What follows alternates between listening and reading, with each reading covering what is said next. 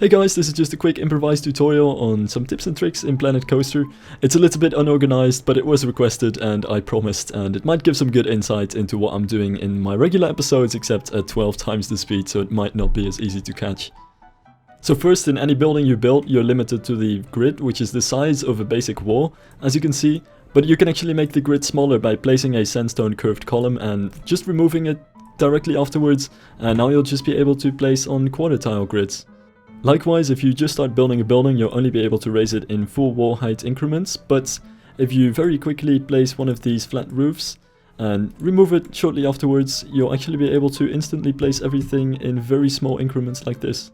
You can also put walls at different angles within one building by actually exploiting the duplication in the game. For instance, if you place down one wall like this, then completely exit out of the building menu, click on the wall and press Ctrl D to duplicate it. Then you'll be able to place another one and freely rotate it, completely independent from the other wall which you placed. And each time you place it, you'll be given a new one. And if you're done with this, you just right click and leave out of that. And if you click on this, this is one building. And with this trick, you can actually make some nice curbs and fences for paths. For instance, placing down a sandstone flat roof edge, exiting out of that using Ctrl D to duplicate it, and you'll be able to just place it alongside the path like this, actually get rid of rotation snap, makes it a little bit easier, and make some custom curbs. These, by the way, are some really good objects to use for curbs and fences. And if you want to go the extra mile, you can use the wooden balconies and connect them to these curbs in such a way that you can make a little wooden railing. Be sure to sink them deep enough into the ground though, just like that. Using this, you can also put some benches on your path. Just duplicate this wooden roof piece and put it wherever you like. These three chimneys over here can be used for a lot of things that aren't actually chimneys. Lower them into a roof and line them up with windows to make them look like dormers. Use them as the bottoms or tops of pillars, or stack them to make some Asian lanterns, or posts for fences and balustrades. Now, when making cross beams or details on buildings, it's really important to have good control of the control and the shift key. And basically what it means is that shift is going to sink an object into anything which you hold your mouse on, and control is going to move that object vertically or horizontally in relation to the object on which you're holding your mouse. So take, for instance, I would take this balcony. If I point the mouse towards this wall and use shift, I can sink it into the wall or bring it out from it, and if I press control, I can move it up or down or left or right. Now the same goes for any other surface, so if it's an inclined surface, it's going to sink into that in an incline. Now you can use this trick to very precisely move objects. So say for instance I'm on this roof right now, I would sink it into the roof to bring it right there, and to move it here I would have to use control.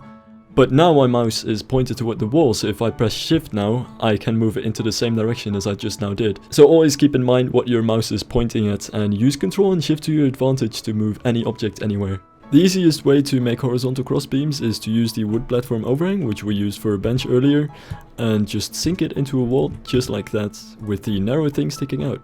Alternatively, if you want to have a thicker beam, you just spin it around and put it in there, and you have a very thick cross beam.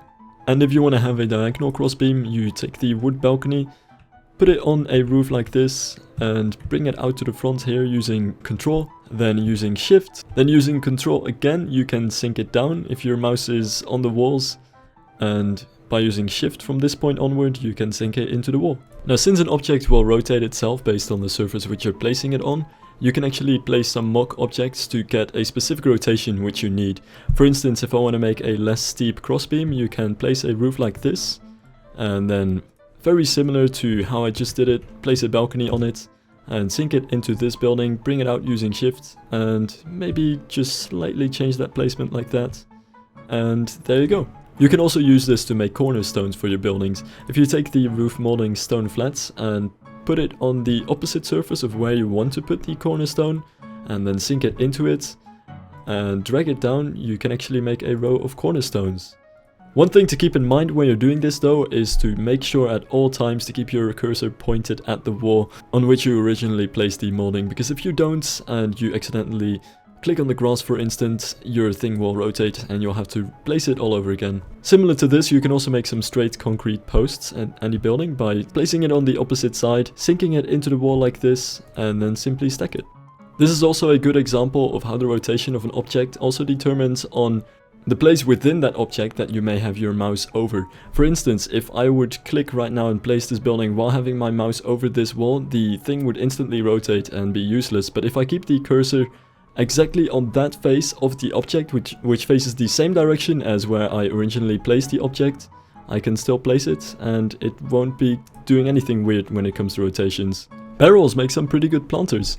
Just sink them into a path, just like this, until only a small ridge is left, and then place whatever tree you want to place on it. I like to place a cypress on it, and you have some small planters.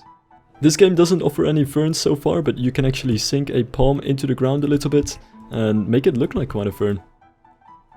And this is how it looks. Lowering the bushes allows you to make some sweet flower beds, even with this yellow maple tree. There we go. And the same goes for this one, really. Just make sure it's low enough for the flowers to still be there. And there you go. So yeah, that's all for this video. I might make some actual serious and in-depth tutorials at some point in the future, but since it's just very early for me as well, and the game is still really much in alpha, I figured this might be a bit more helpful for people, especially those who don't have a lot of experience in the game yet, or were wondering about a couple of things in my time lapses.